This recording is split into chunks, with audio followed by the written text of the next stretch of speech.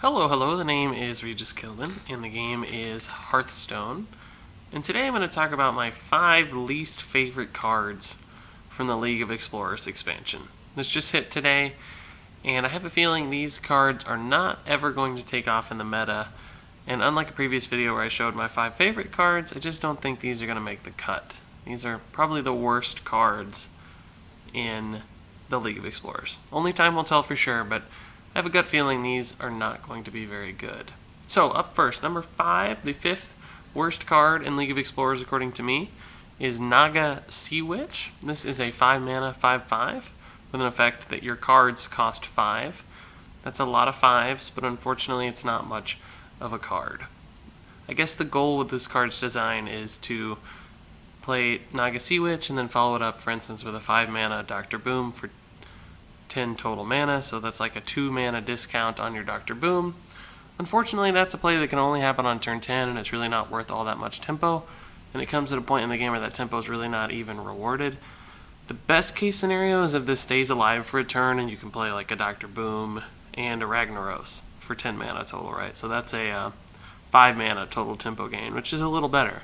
But the thing is, this card doesn't have a strong body, so it will die relatively easily.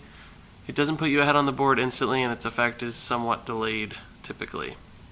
So the value is not immediate, the body is not strong, and sometimes the value can even be punishing with this effect, just because you might need to use a 2 mana spell that suddenly costs 5. So it reduces your flexibility in a major way, and that's really the most punishing element of Naga See, is that when she's at her best, she's merely good, and when she's at her worst, she can absolutely cost you the game.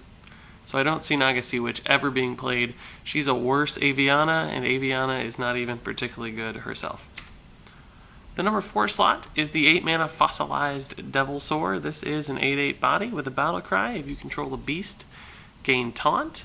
So it's really a pretty simple minion that follows the theme of the body matching the mana cost, something like a War Golem, a 7 mana 7/7. This is an 8 mana 8/8 with a slight upside that in a beast deck, you can actually give this taunt, turning it into something like the Druid's Ironbark Protector. But keep in mind, this is not a beast itself, so the synergy dies there. And even as a taunt 8/8, Ironbark Protector never, ever gets played and constructed. Ever. And Fossilized Devilsaur probably won't either. In Druid, it will be useless because it'll just be a worse Ironbark Protector. In Hunter, the only other class that's really suited to beast synergy, they typically don't even want late game taunts. They want big minions that hit hard and hit fast. So I don't really see a home for Fossilized Devilsaur. If it was a beast, it'd be a little bit better. But as it stands right now, this is a pretty subpar and just vanilla card. It'll be great in Arena just because it's a nice solid big body. But beyond that, I don't think it'll ever be played in a viable constructed deck. The number 3 slot is the Warlock card, Reliquary Seeker. This is a 1 mana 1/1. With a really fun battle cry. If you have 6 other minions, gain +4/+4. So in other words, if your board is almost full, you can play this as a 1 mana 5/5, which is pretty cool to get that much stats for only 1 mana. The problem is that this effect is so hard to pull off. Rarely ever does someone have 6 minions on the board. Almost never. And then if you do, you're probably so far ahead in the game that this isn't really even going to pull you that much farther ahead. It's not much advantage from Reliquary Seeker if you're already winning that hard.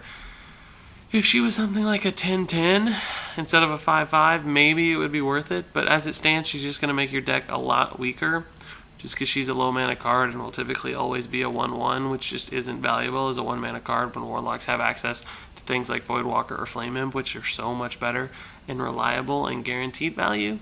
So her upside is high, but she's really just a gimmick and doesn't do much more than that. I don't see any real potential value in a constructed deck from Reliquary Seeker. The number 2 slot, another Warlock card. Unfortunately, Warlocks didn't do all that great in League of Explorers. This is the 2 mana Curse of Rafam. This spell is interesting. It gives your opponent a cursed card, and while they hold that card, they take 2 damage every turn. So the cursed card costs 2 mana, and the opponent can actually play that cursed card and get rid of it. So what that means is that essentially Curse of Rafam is a 2 mana deal 2 damage spell, because the 2 damage will go off that first turn, and then it's a a tempo trade-off, right? Your opponent has to spend 2 mana if they don't want to take that penalized 2 mana per turn.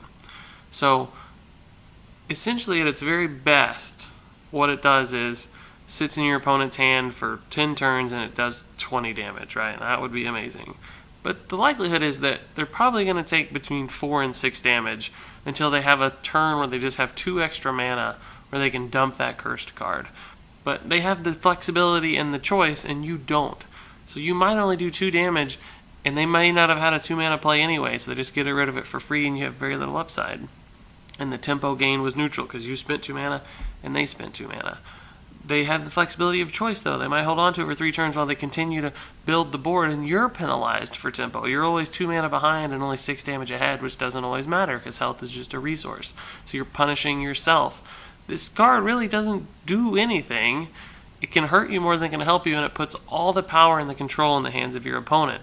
So they get to make the decisions that make this card good or bad, and most often they're going to do the things that suit them and don't suit you. So Curse of Rafaam is kind of a curse on yourself if it's in your deck. It's just not that valuable, very unpredictable, and very unreliable.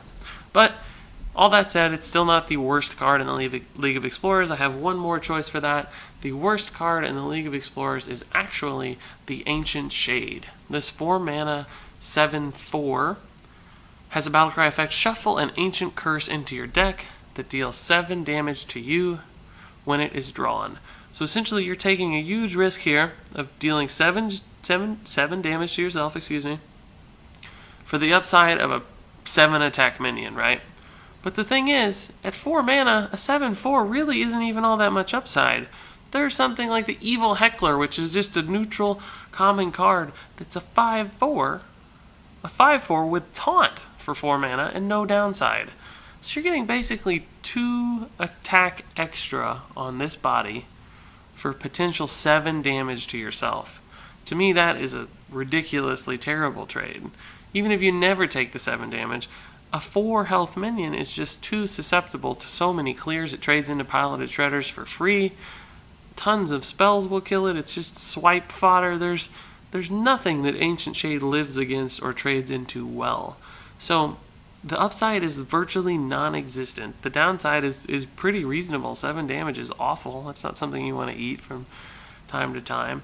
So I just don't see a home for this card. Rarely ever do you need a 7 attack minion. If the stats were 5/7 or maybe even 9/4, then the math starts to add up a little bit more. But so many 4-drops already have 9 total value in stats, and this only has 11, so it's just 2 extra stats for such a big negative. And the stats are aligned in such a way that it's just a terrible play on turn 4. I guess this is a decent card in Arena, but it's not particularly good there either. So I just think Ancient Shade is awful. There's no place for it, and no one will play it, and I can't imagine any decks that make this card viable. So therefore, to me, it is the very worst card in the League of Explorers. Thanks so much for watching, and until next time, game on!